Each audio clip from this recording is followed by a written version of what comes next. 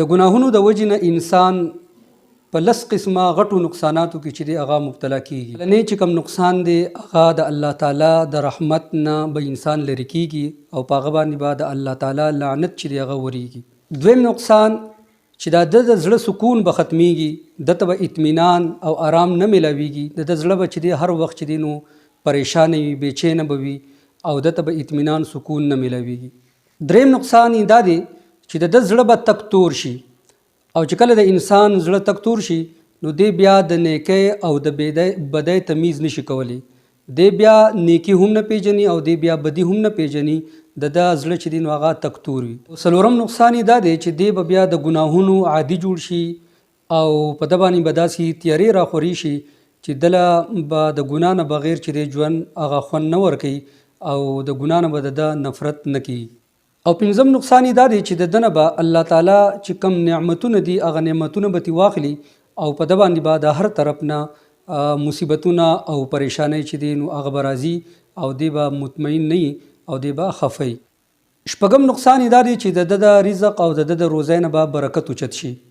ده به پیسه به ورسره ډېرې خو لیکن د هر طرف نه به په ده باندې داسې ضروریات راشي چې د ده هغه پیسه به چې دی هغه ضروریات ته چې دی نه پوره کیږي او د رزق او د روزۍ نه به د برکت اوچت شي.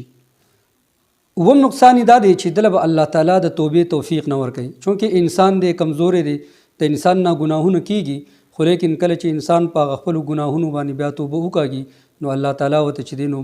بخښنه او معافي وکړي. خو لیکن داسې یو کس چې دی په ګناهونو کې مبتلا شو نو الله تعالی به د ده نه د توبې توفیق چې دی هغه واخلي او دی چې کله د دنیا نه ځي او مړ کیږي نو دی به بغیر د ایمان نه چې دی او بغیر د توبې نه چې دی د دې دنیا نه ځي.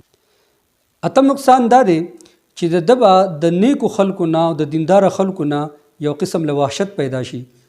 دی به چې دی د نیکو خلکو په مجالسو کې نه کیني او د دینداره خلکو سره به ناسته دله مزه نه ورکوي او په ده باندې به چې دی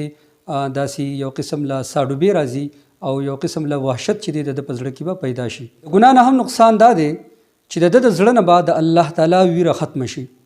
دی به نه یریږي، دی به بیا د حلال او د حرام تمیز نه کوي، د ده په زړه کې به هیڅ قسمه یره او خوف نه وي چې یاره زه دا کار کوم نو الله تعالی له به زه د دې هغه جواب ورکوم، نو د ده زړه نه به چې دی د الله ویره ختمه شي. او لسم نقصان یې دا دی چې دی به الله تعالی په دنیا او په آخرت په دواړو کې چې دی نو رسوا کوي او ذلیله کوي. به